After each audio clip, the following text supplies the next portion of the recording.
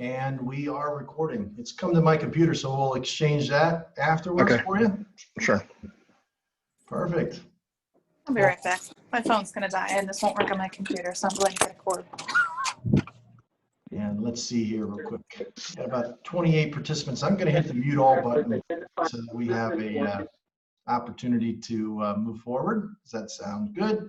And like Doug mentioned, we'll look to the chat for some of those questions towards the end. My goal today is to get through the content quickly and be respectful to everybody's time. So as Doug mentioned, my name is Jonathan Brown, JB. The other JBs in your life right now might be Joe Burrow, first round draft pick for the my Cincinnati Bengals. You know, I think he's going to come back versus the Browns on Thursday. I'm from Cleveland, so it's a big game for everyone else around me. I work and have the privilege to work with Crossroads Health. We are an infant to elder social service organization in Lake County, Ohio, just to the east of Cleveland. We have a mission of offering integrated services for recovery and mental health, and we have a vision of becoming an innovative leader in trauma-informed, personalized care and recovery support. And that trauma-informed will come up a couple different times in our conversation today. We started collaborating with iCentrix really over the past couple of years, and when we started down our path, we had three key data platforms that we were interested in getting information from and pulling it together in a visual form for use in our organization. Qualifax is our EHR. Waystar is our AR partner, our clearinghouse for claims, and Blackbaud is our financial system. So those were the three platforms. Other platforms that we have active are ADP, payroll system, and some other parts and pieces that are around that data lake that we are working in for our data visualization effort. I am a bit of a fan of, I guess you could call me a fanboy of Deming and the lean methodology. I've had in my career an opportunity to be quite active with it and see its potential in an organization to really drive real innovation and change that ultimately is valuable to the clients that we serve. And really to boil lean down to one question that I like to ask is what matters most? And being an accountant, being a finance guy, that was revolutionary to me. Prior to my exposure in lean, what matters most was certainly debits and credits. It was certainly the bottom line. And all of those things are absolutely important, but it opened a world of operations for me personally that I wanted to make sure that I brought to this effort with Crossroads Health and in the work that we are about. We at Crossroads Health have come from a traditional budget-based background. As most organizations do a fair amount of their financial conversations based upon a budget. One of the things that probably everyone has had exposure to is productivity targets being a vital component of that. And we all, in every single organization, have those layers of specificity in our departments and the services and the grants that we serve, and finding ways to tell a story 3, 4, 5, 7 different ways about the same information, which creates language barriers.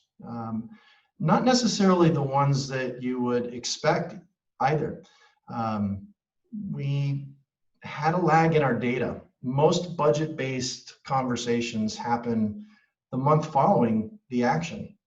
You know, if you're really, really supercharged in your efforts, you can get it within a few days of when it occurs on the expense pattern or on the revenue pattern, but trying to find a way to bring that analytical package in front of leadership regularly was what the challenge that we wanted to put in front of us.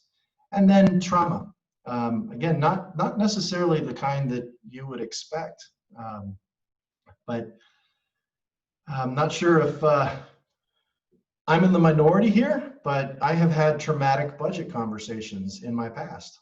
And I don't know if we were in a room, I'd ask for a show of hands of people that have had trauma.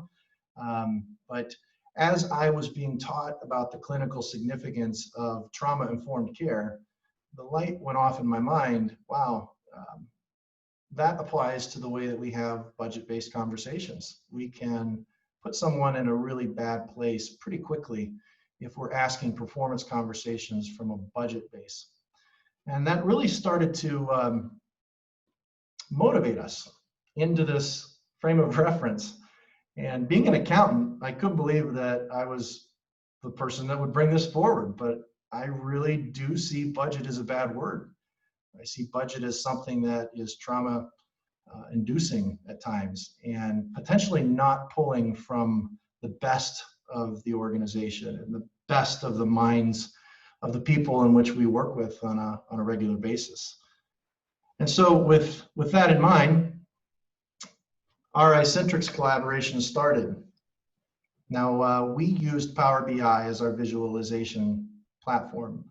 Tableau and other data visualization packages are out there on the market. Power BI happens to be in Gartner's Magic Quadrant, the one that always emerges to the up and to the right in their Magic Quadrant as best value, and really where a lot of organizations are going in terms of their visualization.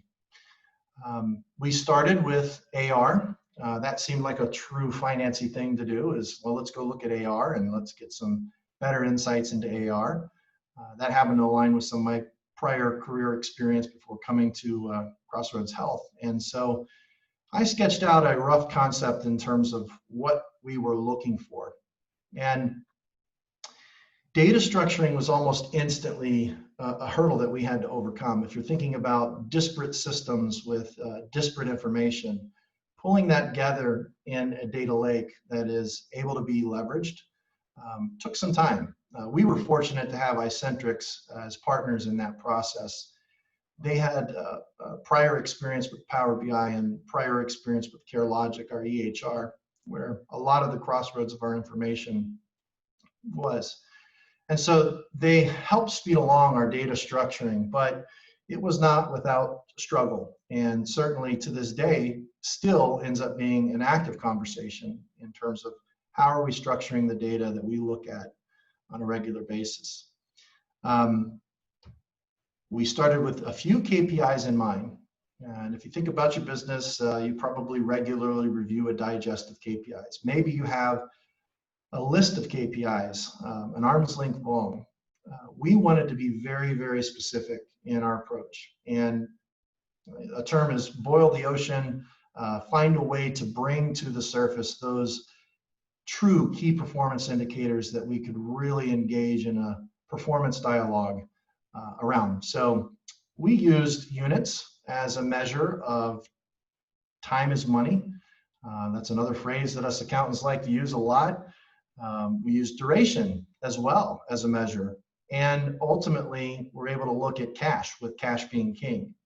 So the idea behind looking at those initially is that we could get that pulse of the organization very quickly, the financial pulse of the organization, knowing that units through a cycle will lead to cash, and start to make those connections up front.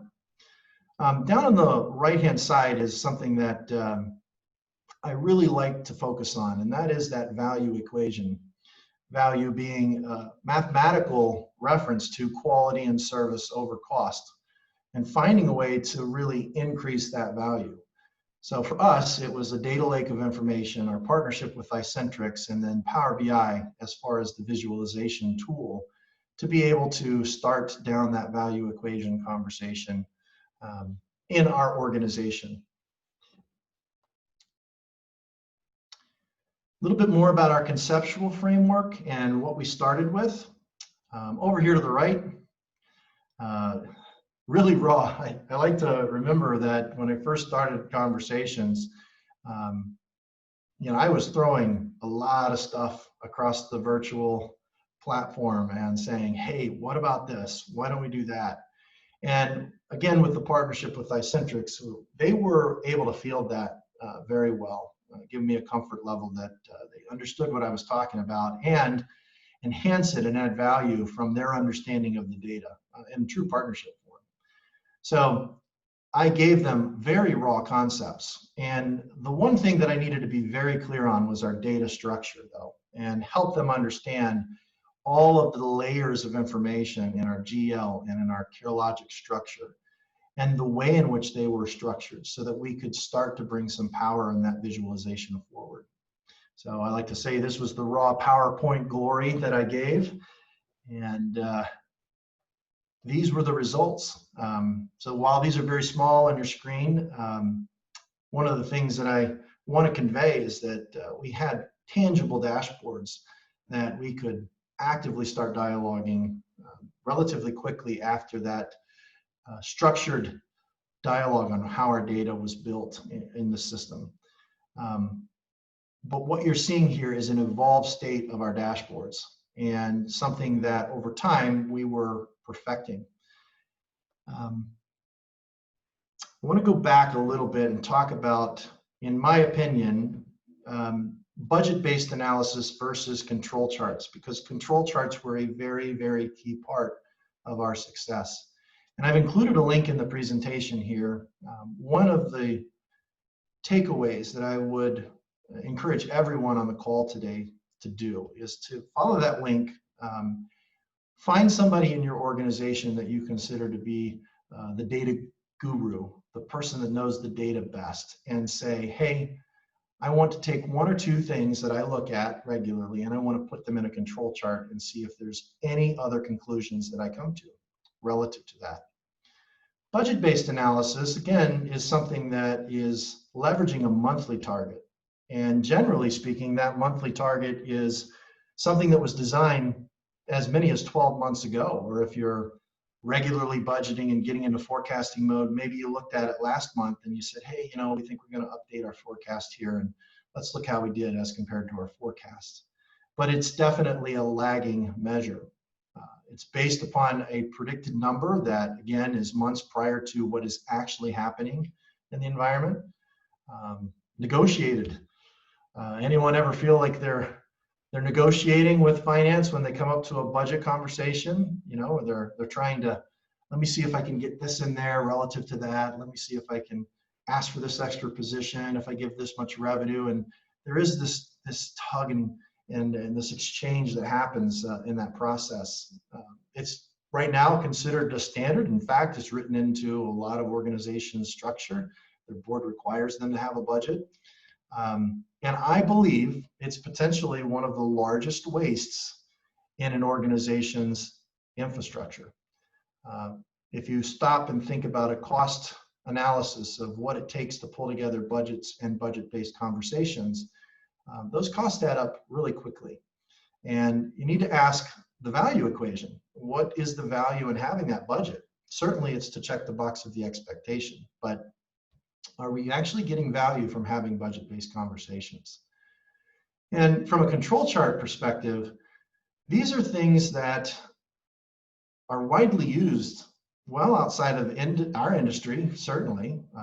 Healthcare industry, it's a scientific tool. It's used to find the cure for COVID. Right now, labs across the world are, to some degree, leveraging control charts in their analysis of results relative to a vaccine. Something, again, that can tell a story of where real-time anomalies are occurring. It's actually a performance-based measure.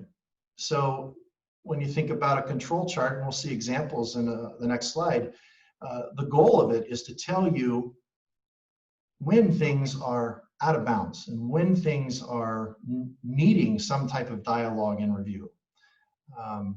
I think it sounds smart when you say control chart. And as an accountant, anytime I hear the word control, my title's controller, I think I want that tool, and I want to be active in using that tool in our organization. So in our organization, I brought forward some examples of what an old script in a budget-based conversation would be versus a new script in our approach. Typically in an old script, you would have those congratulations or why did you miss conversations. If you have a very evolved management team, they would say, well, how can I help you achieve this in the process? In my past, I've used word logic to elicit variance conversations that would tell us what the plan is relative to the variance that occurred. Anything to really draw out that operational dialogue. And in our organization, going after control chart variances and using a lean approach relative to what matters most, we started asking questions: what is helping you win, and what is getting in your way? Those questions have a tendency to be trauma-informed as well.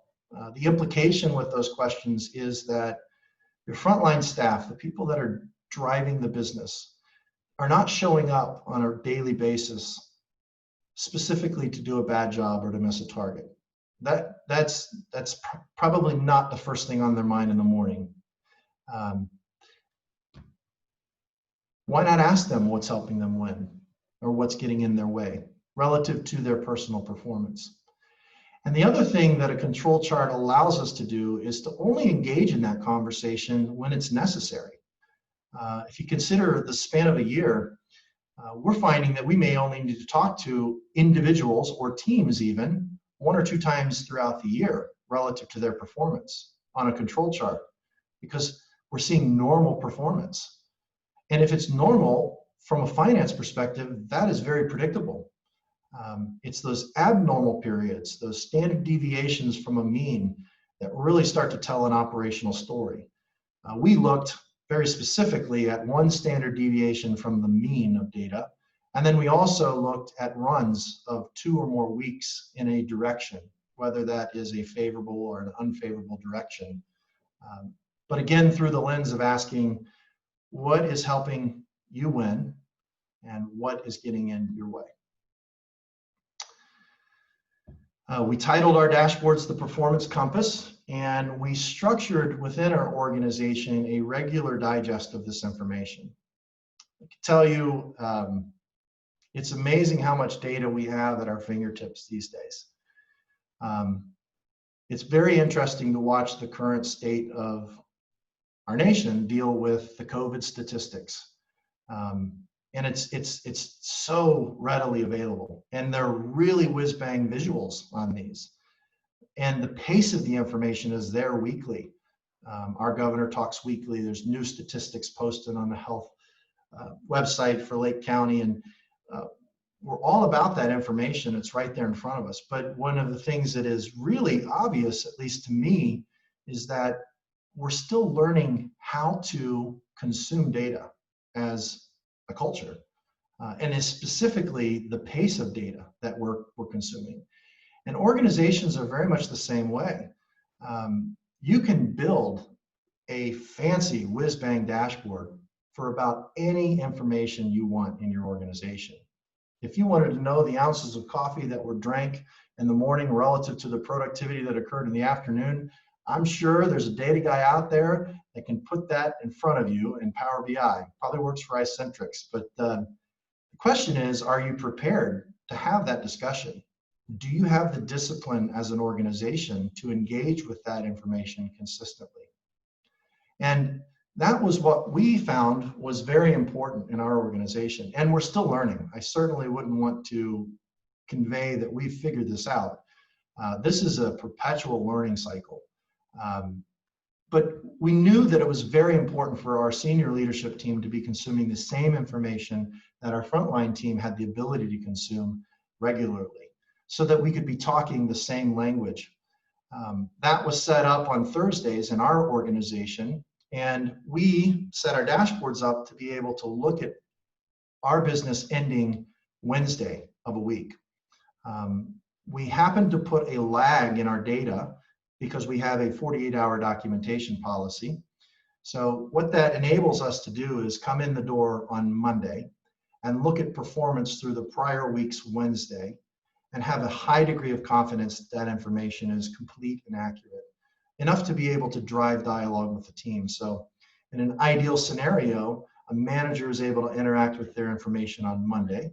They're able to huddle with their team on Tuesday and be prepared to exchange with their senior leaderships through the day on Wednesday so that senior leaders, when they come around the same data on Thursday, have a cascaded information or ascending information flow from the front line all the way into the senior team.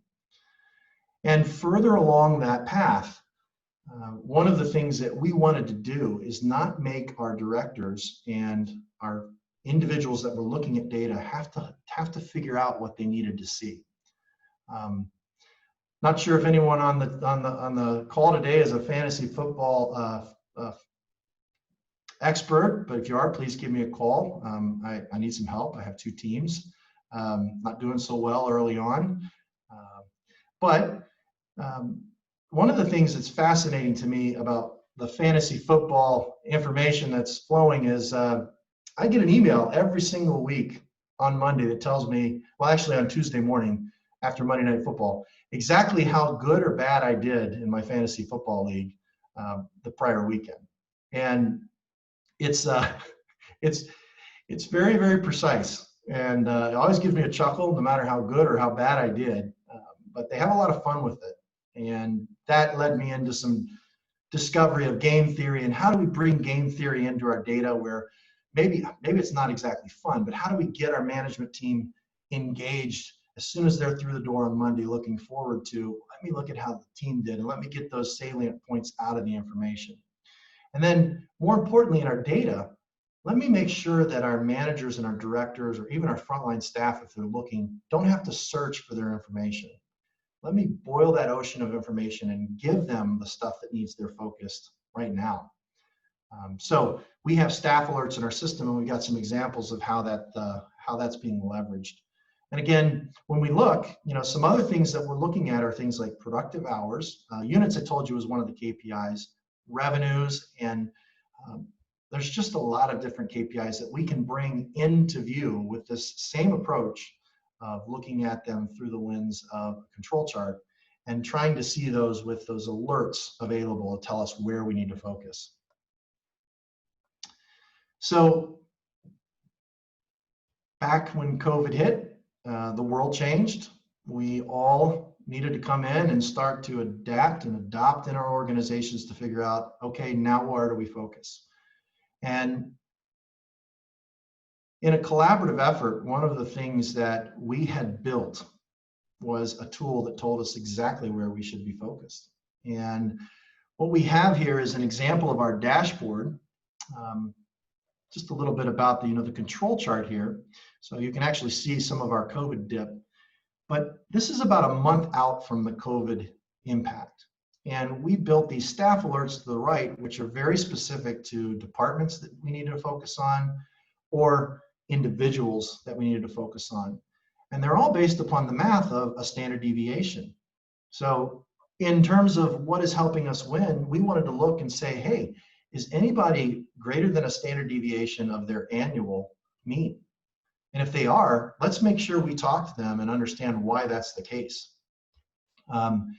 With respect to what's getting in the way, we wanted to kind of shorten that window and ask the same question, but now we're in a COVID environment. We didn't want to burden them with a pre-COVID performance. We wanted to say, hey, relative to COVID and post-COVID, how are you doing? Could you potentially be underperforming what your mean has been in the 4 weeks since COVID?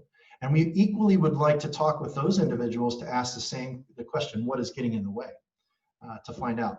In this particular example, after COVID, it was pretty clear that this particular individual was doing significantly better than even their annual trend.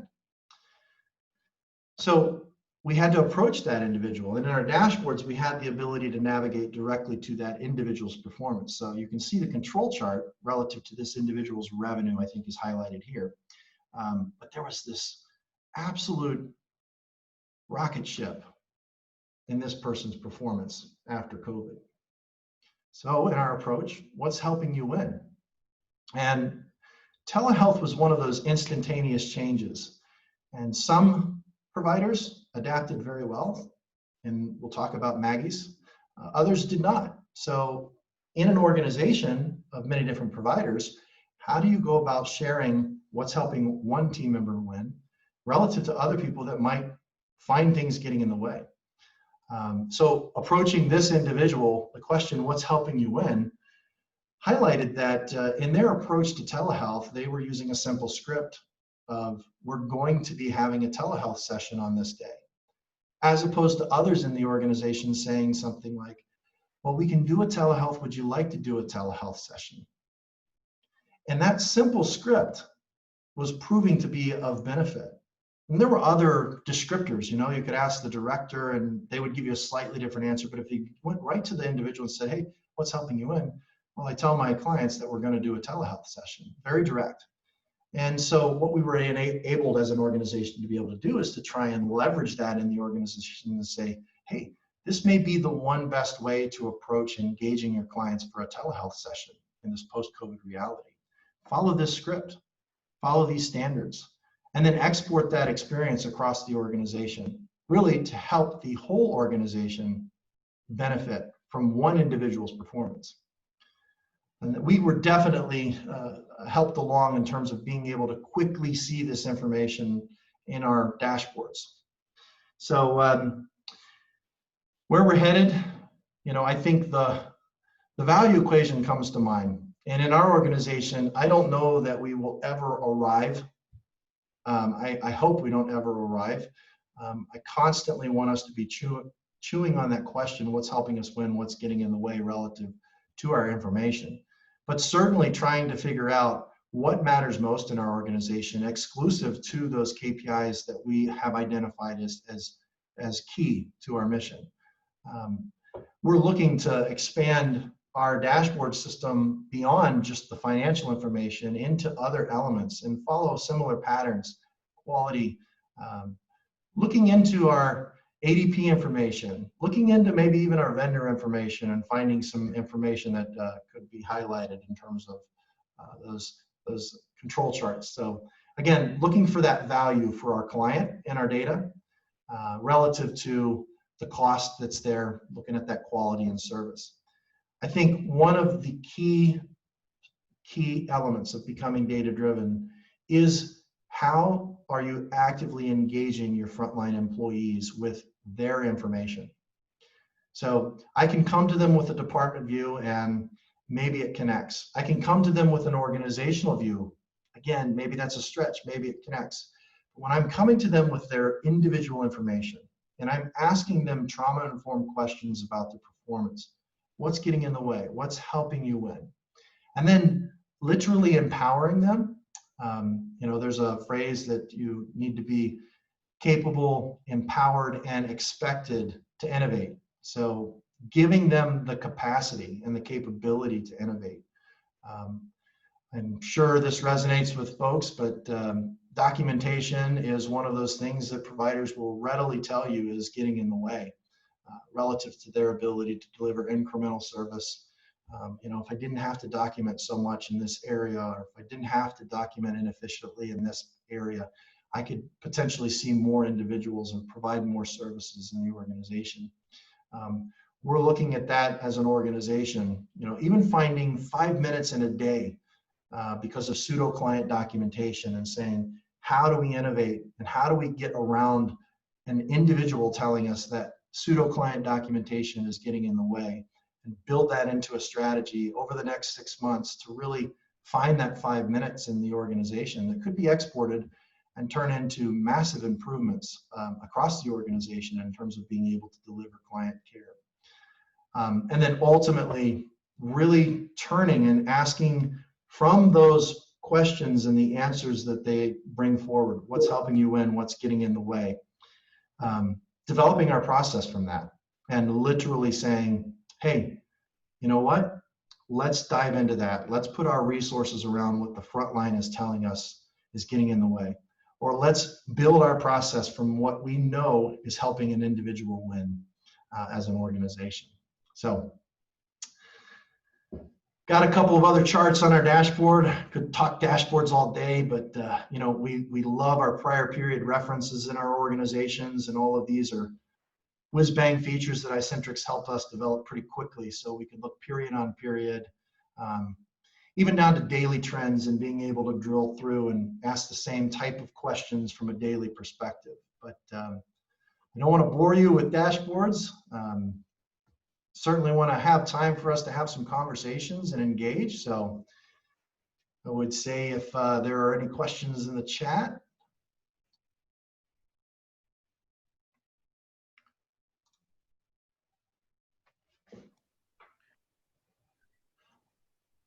Thanks, Jonathan. I don't see any questions in chat, but I can't believe that this group is together and doesn't have questions. Jim, Kirk, you guys must have some questions. You can unmute yourself and attack Jonathan with some good ones.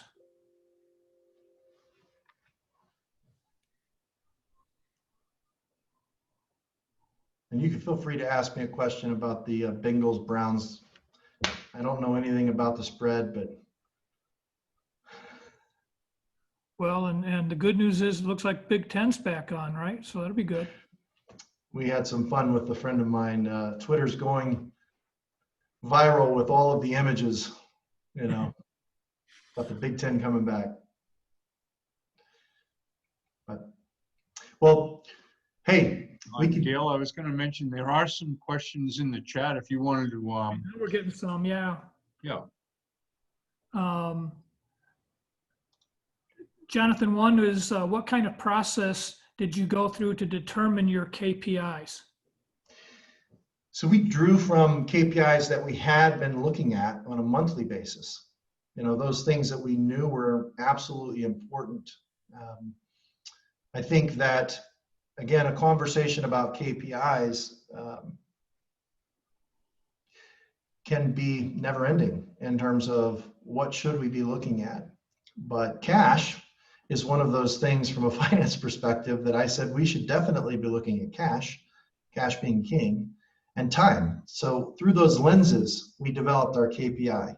What are measures that would impact cash and direct measures? And then what are measures that would impact time in the organization? Time being an extension of cost in our organization. So through that lens, we developed the things like, well, a unit's a very, very, very good measure of time in our organization. So let's look at the unit performance.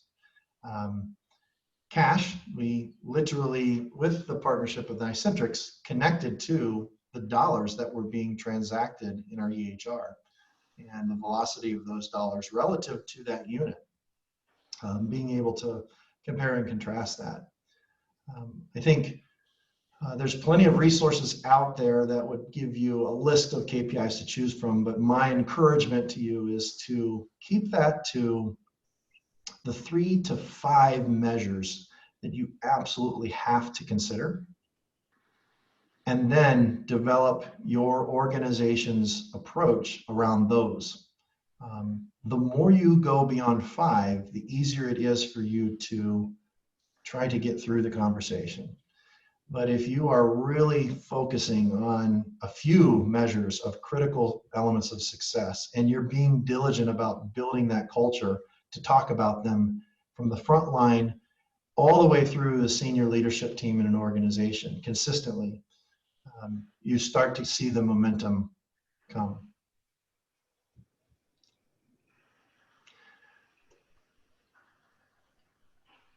So how long did it take you, JB, to get this system together? And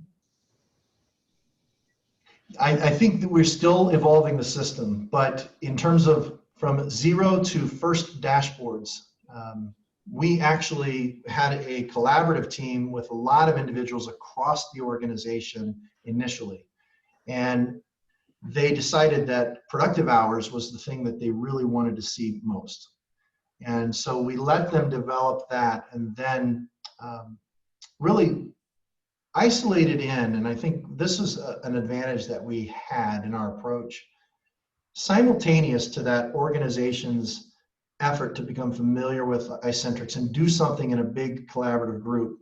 We had just myself and members of the iCentrix development team going down a parallel development track, but being very, very focused and saying, we want to extend well beyond just productive hours, but we want to do this in a small, narrow group where we were able to be highly efficient in the development cycle. So, I think, and Doug and may have to keep me honest on this, but I think we were looking at first dashboards in their raw structure within 6 months of those initial efforts, and then developing them pretty rapidly from that point.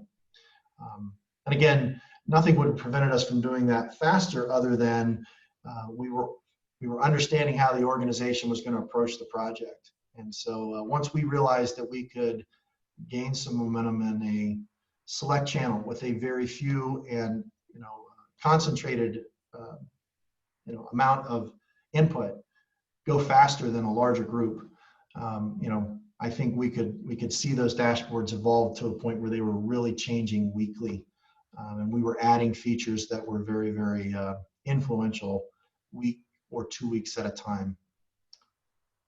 So 6 months to the first full structured dashboard, which I think is a pretty good estimation.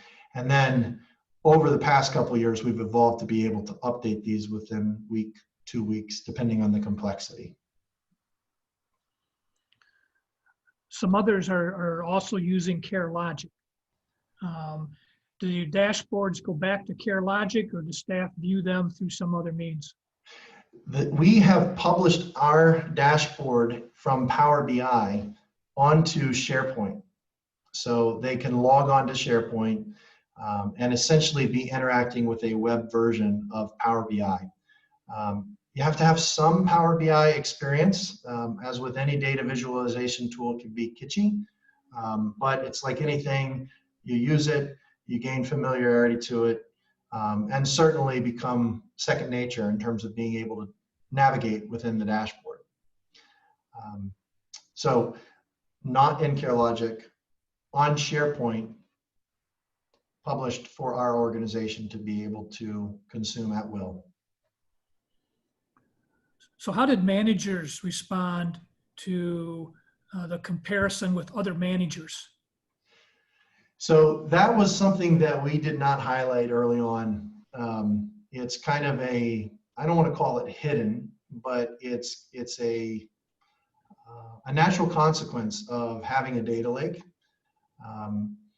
One of the approaches that we have taken is that data is not intended to be this weapon that is used. And this goes back to trauma-informed care. I think there are a lot smarter people that could talk to you about human behavior, but generally there is a spectrum of power in any kind of management team where that power can be used as a weapon. And we didn't highlight that. We didn't talk from a standpoint of, well, let's bring this forward and let's showcase this individual, at a senior team level. We talked about individuals, certainly, and frontline individuals. So I think what I would tell you is that you're probably going to get an experience if you start bringing forward comparisons amongst management. That could be all over the board. What I think is really, really important is that leadership be on board with the idea that this is not a weapon. This is a tool for us to be trauma-informed in our engagement, regardless of where managers or teams or individuals fall on the spectrum. And again, coming at it from that standpoint of what's getting in the way, what's helping you win. So JB, what are some ways that you're measuring quality? And how is the patient experience included? We are just on the tip of that at this moment. I think we look at things like attendance percentages and just really starting to get into cancellations by staff versus cancellations by client, and asking those types of questions of, hey, what's getting in the way of the attendance percentage of this small group versus what's helping this small group win, and how do we share that across the organization? Certainly trying to be innovative in how we approach the virtual groups that are emerging, and really finding what areas that might be winning are doing differently and apply those or offer them as opportunities for what may be getting in the way in other group scenarios. I think through that lens, we can go down any number of pathways, from a quality perspective. But I struggle with the quality because you really want to have some type of dialogue and exchange with the client, about satisfaction when you get into that. And generally, those are lagging in their consistency, as far as the inflow to an organization. And figuring out what might be the one best way to get that client engagement understanding without being burdensome to the client or the provider is still something that's very much a challenge. But looking to those known measures of what might be quality, like canceled by staff or attendance percent, completion percent, things like that, and trying to bring those forward. And again, putting those on a control chart can tell us where those anomalies are, and certainly building those into dashboards where certain staff members may show up as an alert. Help us quickly understand where we need to be having the conversations. So what kind of response did you get from the frontline staff when you gave them this freedom to innovate and celebrate success? I think it's always a shock when you start asking questions that are different. Why didn't you meet your productivity goal? Or, hey, congrats, you met your productivity goal. You start to ask the question about what might be helping you win. I think we're still on a learning curve of what that experience is.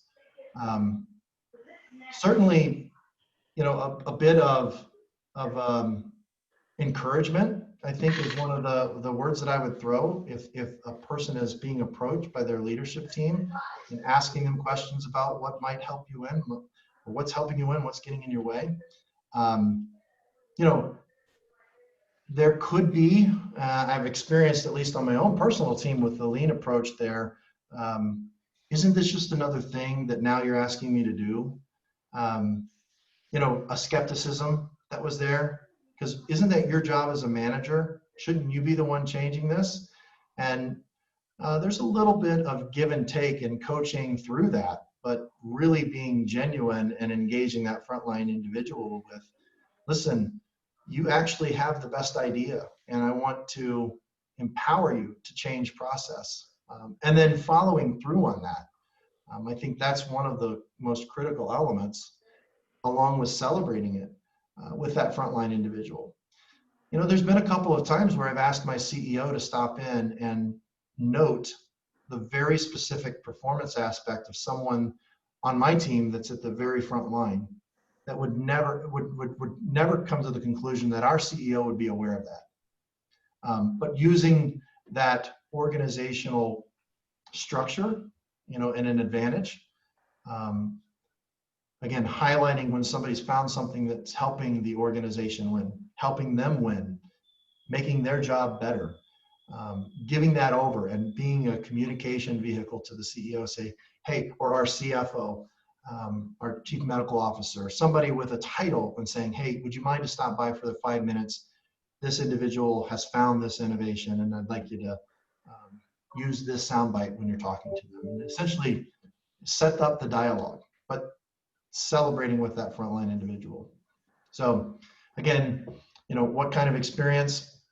The human experience, everything from skepticism all the way through empowerment and engagement in terms of the front line. And we're still learning. Turnover is something that happens in our organization, and in the industry that might be a little bit larger turnover than other industries. And so how do you engage that new individual in the culture? We find that has the potential to be leveraged, that maybe they've come from a culture where they were not empowered. Certainly to make change in their work. And so this might be completely new to them, and it might be a way for us to help our retention and reduce turnover. And trying to figure out how we leverage that in a more formal way and engage them in the culture that we're trying to build. I've Terrific. listened to a lot of Thanks, stuff. JB. I think that. I think we had one more question, Dale. Yeah, how does the focus on data, even with frontline staff, change the culture of the agency? So in the past, at least and this is, I'm going into the realm of personal opinion here. When I first engaged with this organization, they were not actively engaged with some of the details of the financial information. And you know, that was a little bit of a shock to me, because I come from an organization where financials were readily available, and maybe a little bit of position bias because I work with the financials all the time. What do you mean you don't have financials? Like, here, we can look at this way, we can look at it that way.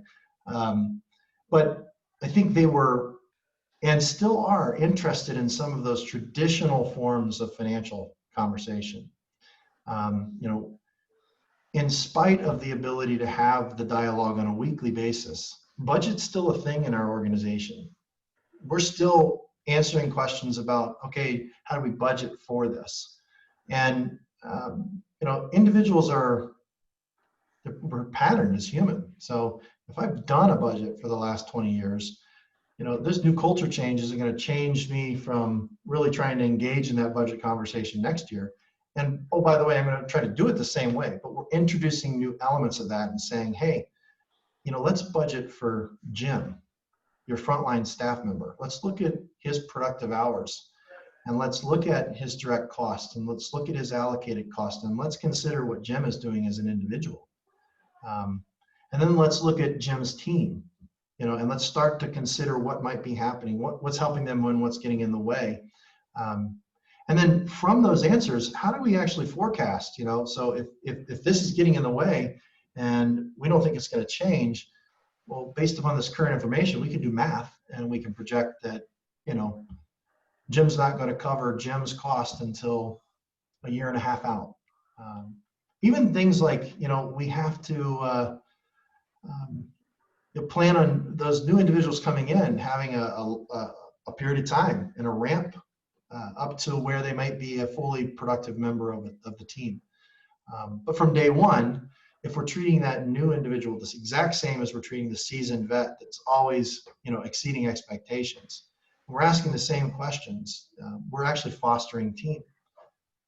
We're literally practicing what we preach, I guess, and asking the same questions, regardless of where that individual is on the spectrum.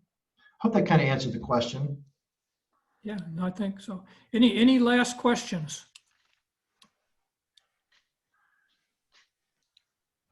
Well, JB, Doug, thank you very much. I think this is some excellent information, some good things for us to continue to see how we can implement and take this to help our organizations win. So JB, thank you. I did see one other question, and that is what helped me win personally.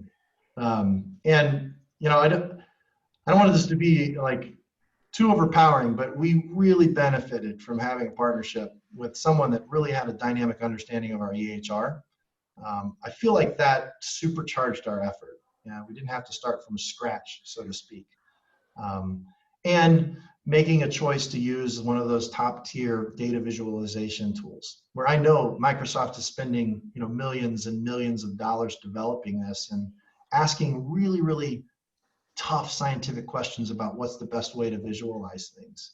So, you know, I would definitely leave that with you. And then just a reminder, if you took nothing out of this, the one encouragement is follow that link to control chart theory.